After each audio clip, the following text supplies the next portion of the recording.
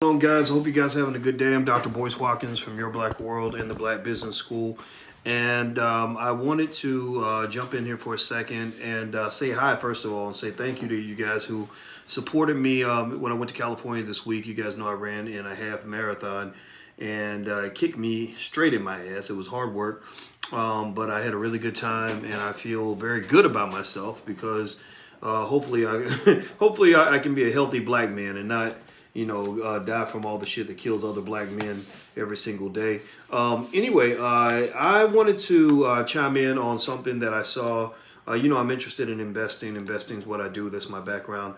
And I was really interested in the critique that people have made of the rapper Jay-Z.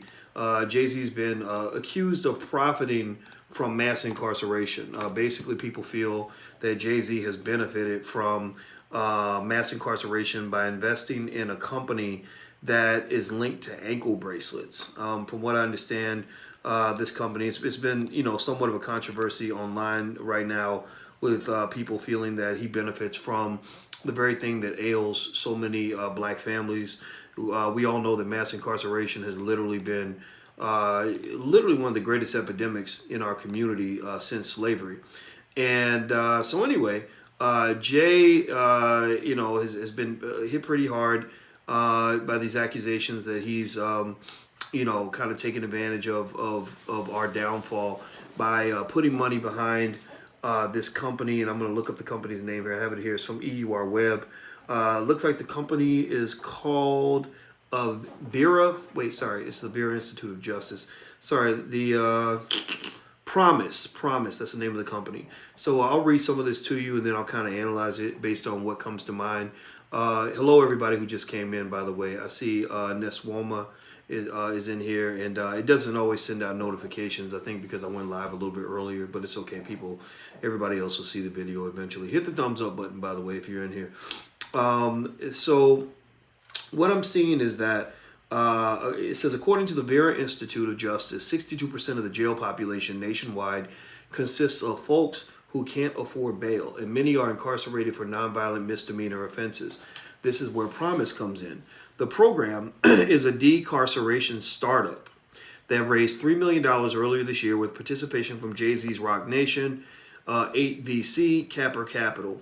Last Father's Day, the rapper penned an op-ed about the bail industry and how every year $9 billion is spent incarcerating individuals who have not been convicted of crimes.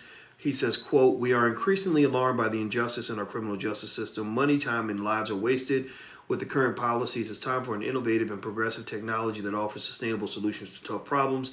Promise's team, led by co-founder and CEO Phaedra Ellis Lampkins, is building an app that can help provide liberty and justice for all to millions of Americans." Okay, that sounds pretty good. I like what it says. What do you think, Carmen and Melvin and Frederick and Butterfly? What do y'all think? Arlene, Eric, what do you guys think? Do you like what you're hearing? I like it. I mean, it sounds good. I don't know if Jay-Z writes this stuff. I mean, it just comes out. But either way, he's a smart guy. And so somebody named Akhmat on Twitter, he tweeted, he said, "I'm at a criminal justice reform meeting, and I just discovered that Jay-Z is an investor in the company producing the ankle monitoring bracelets used under the First Step Act." Now, what happens then is that the founder of the company, one of the co-founders, it looks like Phaedra is the name of the co-founder on Twitter. I guess it's talking about Phaedra Ellis Lampkins. So I guess she goes under the name Phaedra. She says, "As the co-founder of the company, this is not accurate. We do not make, provide, or sell electronic monitoring. If our clients are on electronic monitoring, it is because the court required it as a condition of release. Okay, we do not make, provide, or sell electronic monitoring. If our clients are on electronic monitoring, it is because the court required it as a condition of release. We have not and will not participate in profiting off electronic monitoring." Now, that sounds good, but then one thing they mentioned that's really interesting, which I'd love to get you guys' take on this, is it then says here in the article, because then that leads you to say, okay, well, if they're not profiting from electronic monitoring, what are they profiting from? Like, where are they making their money? And so, Andrew, good to see you. It says here, the Promise team consists mostly of white males that are led by its biracial founder, Ellis Lampkins. You know, these rappers love to get together with white people and do stuff. I'm not saying that that's a bad thing. I mean, you should work with, you know, people you can learn from and grow from. But I'd love to see them build teams that consist of more black people. You know, I think that we got to kind of get away from this idea that white people know all the secrets to the universe and black people know nothing, that we're supposed to sit back and be fans and supporters of what you're doing. I think black people should be participants in what you're doing. So, again, this is not a critique of Jay-Z. You guys know I was pretty critical of Jay probably about 2013, 2012. You know, because I didn't think Jay was really doing much of anything. You know, his lyrics were very unhelpful to black people. You know, just this, you know, shallow materialism and all that. But he's grown, he's evolved. I mean, you know, when he made 444, I gave him credit. I said, okay, you know, good job, Jay. I gotta give credit where it's due. You know, I can't be a hater no more because you're winning now. You really, you know, making good music. Beyonce's doing good stuff. But I think that what makes people confused about Jay and Beyonce is that they're such good business people that there is such a thing to being too good at business in the minds of some people. There's such a thing as being too concerned with brand building and profitability to the point where you're not taking any chances. You're not really pushing it out there, really going out on the limb. Now, I'm not saying that they're not doing that. I'm just saying that, you know, there are things that happen economically in the community that tell you, you know, that maybe they're not doing as much as they could do. I'll just say that. You know, like, for example, this week you saw T.I. and Charlemagne go up to Capitol Hill, you know, and, you know, push the idea of rebuilding Black Wall Street. You know, the T.I. made the statement about the Avengers of investing and stuff like that. You know, I think it would have been nice to see some other rappers sitting next to him. You know, did Jay-Z have time maybe to come down and have a unified front? Because that was how Jay-Z launched on that app. What was that? Tidal. Remember he did Tidal and he had Kanye and all these musicians, all these artists came together for one unified purpose, which the purpose was to build an app and make money. Well, what greater purpose is there for a black man than to come together with other black celebrities to rebuild the black community? What greater opportunity do you have to do something that is significant in the eyes of the universe and in the eyes of God himself than to come and rebuild your own people? You know, what greater thing can you do to immortalize yourself and really make yourself into a true icon of this generation than to say, I've got 100 celebrities right here and we're all unified for one goal. The goal is to rebuild the black community. And all of us are putting, you know, our brands behind it. We're all putting cash behind it. We're all raising investment capital to get it done. You know, so I think that there's more that can be done. And I think some of that was highlighted when Robert F. Smith, a guy who really isn't involved in a lot of this black stuff. He's not a rapper. He's not involved in the chaos that, you know, that happens on the internet, any of that. He don't even know about this stuff. He just pops in there and just boom, drops the mic on their ass by going to Morehouse and saying, I got 40 million on the line to pay back student loans for everybody in the room. You know, that's what you call substantive investment in the community. That's not charity, that's an investment. Right? An investment is where you're going to get a return. You're going to see benefits that come from, you know, your sacrifice, right? So ultimately, Robert Smith, by himself, in one moment, did more, you know, than all these celebrities put together. You know, because up until that point, most of the celebrities were doing tiny things for black people. You know, it's like, oh, we gave 100,000 to this or 200,000 to that. And the thing is, these numbers sound big to regular people because, you know, you're regular people. We have regular people money. So $300,000 seems like a big deal. But really, truth be told, remember, Bill Cosby is the only other guy. He's the only other celebrity that's ever done Robert F. Smith levels of investing in black people. You know, Bill Cosby gave $20 million to Spelman back in the 80s, which is the equivalent of $40 million today. So when I see that and I see 40 million being compared to say 400,000, what I know is that 40 million is 1% of 400,000. Excuse me, 400,000 is 1% of 40 million. Beyonce gave 400,000 to HBCUs, which I think is great. I'm not knocking it, but that's 1% of what Bill Cosby did. 1%. So you take 100 Beyoncés and you get one Bill Cosby. 100 Jay-Z's makes one Robert Smith in terms of impact, right? So I'm not dissing it. I'm just saying that, you know, we got to make sure that we understand it and sort of put it into the right perspective. But with that said, though, I'm reading about what Jay-Z, because I'm trying to figure out how this Promise team makes money. And so basically, according to EUR Web, they said one thing that the founder of Promise failed to mention is that her company advocates for releasing nonviolent petty criminals so that Promise can profit by monitoring them for government agencies. So apparently Promise, I guess, they don't make the ankle bracelets, they don't make the devices, they don't make the decision to release them. They just advocate and they say, based on this article, it sounds like, and maybe Jay-Z can provide, perspective on this. In fact, Jay's invited to, Jay or Beyonce, they're always invited to come on this podcast. So, just in case y'all watching, don't think we're just talking about you and we don't want to hear your side of the story. But it sounds like they go and they say, hey, release this person under our custody. Let us monitor this person, and we can, and we'll make money from that, right? Now, I want to ask you guys, yes or no? By the way, we're talking about Jay-Z being criticized for being invested in a company that appears to be making a profit from the monitoring of parolees and people who've been released from jail who have to wear ankle bracelets. So hit the thumbs up button, by the way. Please hit the thumbs up button. So let me ask you guys this. Straw poll real quick. Yes or no, yes or no. Give me a yes or no. Is Jay-Z wrong for doing this? Do you think that he's wrong for making these investments? Do you think this is a problem? Do you think that we should be upset about that? Yes or no? What do you think? Okay, Ike Boy says no. All right. Anybody else? Truth Lewis says yes. Okay. And yes or no? Give me some yeses or nos. What do you think? Melvin says yes, he's wrong. Okay. Frederick says no, it's business. Queen Nefertiti says no. Okay. Yeah, you guys are giving me the response that I expected, actually, because, and I have a pretty good pulse on you guys because I see you guys every day. And in fact, by the way, I'm going to start doing my podcast Monday, Wednesday, Friday at 8 p.m. Eastern. So at drboystv.com, that's where I'm going to start doing that, on a consistent basis, Monday, Wednesday, Friday at 8. But anyway, I expected it to be mixed because it's just one of those things where it's like, okay, is it wrong? I don't know. It's not like he's putting them in jail. It's not like he's trying to keep them in jail longer. If somebody's in jail, if I'm sitting behind bars, I'd rather be free. I'd rather be at home, even if I got an ankle bracelet on. I mean, which would you rather? Which would you rather? Would you rather be in jail when you can't go nowhere at all, or would you rather be home with an ankle bracelet? Right? Which would you rather have? Right? I'd rather be at home with my family, even if I got an ankle bracelet.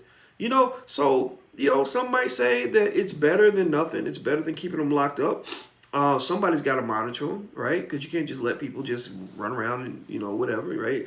I think that it doesn't dig to the deeper core issue. The deeper core issue is that a lot of these people shouldn't be in jail anyway. The deeper core issue is that a lot of these people are getting long sentences and they're nonviolent offenders. They haven't done anything, to hurt anybody. But they're being treated like they're violent offenders. And so, somebody says it's like blaming the liquor store for selling alcohol. Do we blame the liquor store? Well, I kind of do a little bit because, I kind of think that's a little different from, I think that this is a little different from alcohol. I think selling alcohol, I guess it's like the way I look at abortion. Somebody asked me, what do you think about abortion? I say, well, my mother was 16 years old when she got pregnant with me, 17 when she gave birth to me. A lot of people told her that she should abort me. She chose not to because she just felt like God had a plan for me, and I'm glad she didn't. And so I just say, well, I'm not going to tell anybody whether or not they can get an abortion, but I don't want to participate in any of that. I'm not going to participate. I'm not driving you to the abortion clinic. I'm not going to perform. My God, I'd never be a doctor performing abortions. I'm not going to tell you it's okay. Because I my mind does not work that way. I can't tell you that that's okay. I did have a young lady I mentored who asked me, literally she asked me if I should get an abortion, should I keep the baby or not? I said, well, I think you should. I mean, it's a person, I'm not going to tell you to go kill a baby. And now the baby's like, in elementary school and she loves the baby to death. And, so to me, it's just one of those personal things, where you have a right to state your opinion, but you may not feel the right to tell other people what their opinion should be. Now, I think that, I'm going to go ahead and say, if you want to know my opinion on what Jay did or what Jay's doing, I think that they're making something out of nothing. I think people are giving him a hard time over an investment that's pretty benign. The company raised $3 million. $3 million is not a ton of money for Jay-Z. It's probably one of, 300-400 investments that he's made. and he probably didn't even remember that he made the investment. Um, I think on a broader scale, I would love to see Jay-Z and Beyonce get a little more actively, get their hands dirty a little bit more when it comes to really solving problems in the black community. I think that they could do more. We could all do more. We can always all do more. And in fact, again, I don't know. It's like I don't know these people. I don't know celebrities that much because I don't want to hang around celebrities like that. But I know people who know celebrities. So I had a really long 3-hour conversation with Beyonce's tour manager years ago when he was trying to convince me that Beyonce and Jay-Z really care about black people. And I said, well, it doesn't matter what you believe. What matters is what you do. All that matters is what you do. You are defined by what you do. Like, I could be a good person, but if I go out here and I murder somebody, then I'm a murderer. I'm defined by my actions, not by what I believe or what I woulda, coulda, shoulda done. So same thing. Some of y'all have a lot of potential. You have a great business idea. You could, maybe you could have created the next Facebook, but you didn't. You didn't. So don't take credit for things that you could have done. You take credit for the things you did do, right? So ultimately, that's what I said to Jay-Z and Beyonce's, or that's what I said. It was Beyonce's tour manager. And years later, I saw Jay just kind of shift his narrative. It seemed like he was a little less nervous about being black. Beyonce was really putting her blackness out there. Solange was doing that for years. And I really like that, because I think the biggest thing celebrities can do for black people is to use their platforms to advocate for black people, to bring people together, but also to do something substantive, right? Not just something that's like, I carry hot sauce in my bag. Who gives a fuck? Like that's not, I don't like hot sauce. I'm black. I don't eat hot sauce, right? I don't know if anybody else doesn't eat. I don't like hot sauce. So why does that's not black for me. That doesn't, I need you to elevate the community. What I would like to see is some point where we get to the point where maybe some celebrity really internalizes the black struggle in a meaningful way. Doesn't just give black people their spare time, they give black people their real time. They give black people their main time, their main investment. That becomes their number one agenda. And that celebrity, takes their star power. Like, imagine if you had a really conscious Oprah Winfrey, like an Oprah Winfrey who really loves black people. And maybe one day she hears a Malcolm X speech, gets fired up about it. And Oprah says, I'm going to use every ounce of my star power to build something in the black community. So what an Oprah Winfrey could do is something very magical. She could do something like this. She could call up, say, her 50 wealthiest friends and say, we're going to raise as much money to build a school system in the black community to educate black kids. We're going to raise as much money for this as we would for any Democratic presidential candidate. So we're going to all come together. Everybody's going to chip in the pot. If you're worth whatever amount you're worth, you can give maybe 1% of your net worth. Right? So if you're worth 100 million, you give $1 million. If you're worth $1 billion, you give 10 million or whatever. And we're all going to dump all this into a pot, and we're going to make this an investment pool, not just a charity pool, but an investment pool of money. And we're going to use this to do two things. We're going to build black school systems, and it's okay that they can be for-profit schools as long as they're good schools. We're not Democrat, we're not Republican, we're not liberal, we're not conservative. We're just black.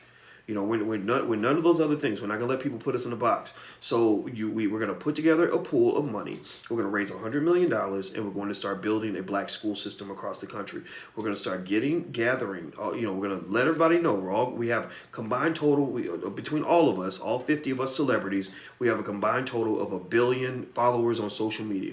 We're going to reach out to all these people on social media. We're going to do live streams about it, and we're going to get the public to come back us up. So we're going to put up, 100 million. The public's going to come up with another 100 million, because the public as a collective can do more than we can do as a small group. And then we're going to take all this money and we're going to invest in building schools, black schools with black teachers all across the United States, every urban center in America. And in these schools, we're going to go hire black teachers and black administrators who are going to run these schools and teach our children how to build businesses, how to invest, how to do all the things they need to do. Plus, we're going to teach them reading, writing, and math, and so that they will become the leaders of the next generation. And we will set these schools up. We're going to talk to people like Dr. Boyce Watkins or whoever who can help us figure out how to make these schools ethical and profitable. so that it becomes a process that reinvents itself. It doesn't just survive on charity, it survives on investment. So we invest a certain amount, so we're not doing this anymore because we just want to be helpful or we're trying to give money away. We do this because we're taking care of ourselves too. We're building an economy around education of black people. We're building an economy around blackness. See, what people forget is that you can build an economy around anything. You can build an economy around incarceration, where you're making money by building prisons, or you can build an economy around education, where the more people that get educated, the more money you make. Everything can be designed to be a profitable model. You just got to set it up right. Right. So what I think that we need to do is, just really start tapping into those ideas and stop thinking about them in a liberal or conservative box, because, the liberals, they hate privatized schools. They think anything that's privatized is bad. Right. That's not true. The conservatives are into this greed is good thing. They don't care about poor people. Well, that ain't our story. We care about poor people. We care about our community. Right. So ultimately, you need these ideas at the forefront. You need to push. I think that with this thing, with Jay-Z investing in the ankle bracelets and all that, I don't have an issue with that. I don't think Jay should get any heat about that. But what I would challenge him on if I was his friend is I'd say, come on, man, get you a think tank together of smart people that know how to make money and figure out how to make money in a way where you're really going to transform the community. You got 45% of all the black males in Chicago between the ages of 20 and 24 jobless and without education. Why don't we build right now, raise $10 million and build and buy a building and go hire some business experts who can do nothing but teach entrepreneurship to these young men around the clock. And then once they learn entrepreneurship, you give them a certificate and you put them in position to possibly get some seed capital to go start their business. Like, why not do that? Like, these are sustainable models that can be created. Like, you can make a profit by supporting black people. Black people are not a charity case. Stop thinking of black people as this pathetic little group of people who can't add value. There's tremendous value in the hood. There's riches in the hood. And ain't nothing wrong with making money. I think that's the thing. I don't think you should demonize Jay-Z for wanting to make money. Good for him. I want to see more rich black people out here. Good. But, the best way to make your money is to make your money by doing good in the community that you care about. So that's what I think. I think the ankle bracelets thing is fine. I'd rather see people go home and be with their families than to be locked up. And I'm glad that they're doing this. I think all the controversy is stupid. I'm not going to say stupid, scratch that, because I don't want you to think that I'm calling you stupid if you disagree with me. I don't think the controversy is a big deal. But I think the bigger deal is all the potential that we have yet to unlock in our community. Yeah, my Twitter is Dr. Boyce Watkins with the number 1. Somebody stole Dr. Boyce Watkins. So if you ever become famous, just get your name on Twitter or somebody's going to steal it. So anyway, I'm out of here. As you guys know, on Tuesday nights at 8 o'clock, we have a masterclass on investing. We meet every week. The recordings are all available for all the weeks that we've done so far. Feel free to check it out. You can go to drboycemasterclass.com. That's drboycemasterclass.com. You can actually use the password Powernomics and get 50% off. So feel free to go take a look. drboycemasterclass.com. Password is Powernomics. And also, if you have kids and you want your kids to learn about wealth, this summer we have financial workbooks for children, so feel free to go check them out at financialworkbooks.com. That's financialworkbooks.com. Hit the thumbs up button. Please hit the thumbs up, share, subscribe button, and all that good stuff. I'm about to go. It's her birthday. She's waiting for me, so I'm gonna go in here and spend some time with my woman. So I'll see y'all later. Love you guys. Peace.